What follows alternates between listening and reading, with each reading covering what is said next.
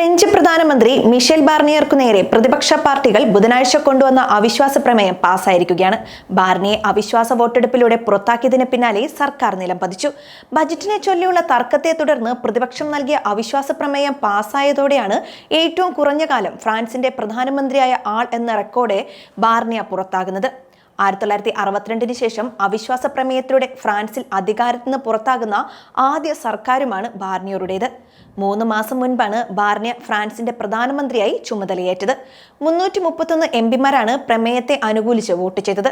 President Emmanuel Macron അടുത്ത സർക്കാരിനെ നിയമിക്കും വരെ ബാർണിയർ കാവൽ പ്രധാനമന്ത്രിയായി തുടരും. ജൂലൈയിൽ നടന്ന പാർലമെന്റ് തെരഞ്ഞെടുപ്പിൽ ഒരു പാർട്ടിക്കും വ്യക്തമായ ഭൂരിപക്ഷം ലഭിച്ചിരുന്നില്ല. 2 മാസത്തോളം നീണ്ടുനിന്ന രാഷ്ട്രീയ അനിശ്ചിതത്വത്തിനു ശേഷമാണ് LR പാർട്ടി നേതാവായ മിഷേൽ ബാർണിയറെ മാക്രോൺ സർക്കാരുണ്ടാക്കാൻ ക്ഷണിച്ചത്. പാർലമെന്റ് തെരഞ്ഞെടുപ്പിൽ ഏറ്റവും കൂടുതൽ സീറ്റുകൾ നേടിയ ഇടതുപക്ഷ സഖ്യമായ ന്യൂ പോപ്പുലർ ഫ്രണ്ടിനെ തഴഞ്ഞ് ബാർണിയെ പ്രധാനമന്ത്രിയാക്കാനുള്ള തീരുമാനത്തിനെതിരെ നേരത്തെ തന്നെ വിമർശനം ഉയർന്നിരുന്നു. തെരഞ്ഞെടുപ്പിൽ ഇടതു പാർട്ടികളുടെ സഖ്യമായ പോപ്പുലർ ഫ്രണ്ട് 190 സീറ്റും മാക്രോണിന്റെ എൻസൈബിൾ സഖ്യം 160 സീറ്റും മാരിൻ ലെ പെന്നിന്റെ തീവ്ര വലതു പാർട്ടി നാഷണൽ റാലി 140 സീറ്റുമാണ് നേടിയത്. സർക്കാർ രൂപീകരണത്തിന് ക്ഷണം ലഭിക്കേണ്ട ഇടതു സഖ്യത്തെ മാക്രോൺ തഴയുകയായിരുന്നു. ബാർണിയക്കെതിരെ സഭയിൽ അവിശ്വാസം വന്നാൽ മാരിൻ ലെ പെന്നിന്റെ തീവ്ര വലതു പാർട്ടി വോട്ടെടുപ്പിൽ പങ്കെടുക്കാതെ വിട്ടുനിൽക്കുമെന്ന് റിപ്പോർട്ടുകൾ ഉണ്ടായിരുന്നുവെങ്കിലും ഇരുവരും സർക്കാരിനെതിരെ നിലപാട് സ്വീകരിക്കുകയായിരുന്നു. ഫ്രാൻസിനെ തകർക്കുന്ന വിഷലിപ്തമായ ബജറ്റാണ് സർക്കാർ മുന്നോട്ട് വച്ചതെന്നും ബാർണിയെ നീക്കം ചെയ്യുകയല്ലാതെ മറ്റൊരു പരിഹാരവുമില്ലെന്നായിരുന്നു അവിശ്വാസ വോട്ടെടുപ്പിന് പിന്നാലെ മാരിൻ ലെ പെന്നിൻ പ്രതികരിച്ചത്.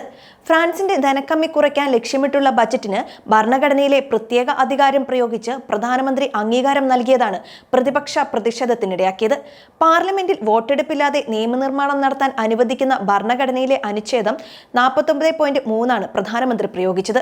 60 ബില്യൺ യൂറോ നികുതി വർധനയും ചെലവ് ചുരുക്കലും മുൻനിർത്തിയുള്ള ബാർണിയയുടെ ബജറ്റ് പാർലമെന്റിൽ ആഴ്ചകൾ നീണ്ട തർക്കത്തിന് ഇടയാക്കിയിരുന്നു. ഇതിന് പിന്നാലെ തന്റെ പ്രത്യേക അധികാരം ഉപയോഗിച്ച് വോട്ടെടുപ്പില്ലാതെ ധനബിൽ പാസാക്കാനുള്ള ബാർണിയയുടെ നീക്കത്തിനെതിരെയാണ് ഇടതുപക്ഷ സഖ്യം അവിശ്വാസ പ്രമേയമായി മുന്നോട്ട് വന്നത്. 288 വോട്ടുകളായിരുന്നു സർക്കാരിനെ അസ്ഥിരമാക്കാൻ വേണ്ടത്. എന്നാൽ പ്രമേയത്തെ 331 എംപികളാണ് പിന്തുണച്ചത്. ഇടതു സഖ്യത്തിന്റെ പ്രമേയത്തെ മാരിൻ ലെ പെന്നിന്റെ തീവ്ര വലതുപക്ഷ വിഭാഗവും പിന്തുണയ്ക്കുകയായിരുന്നു.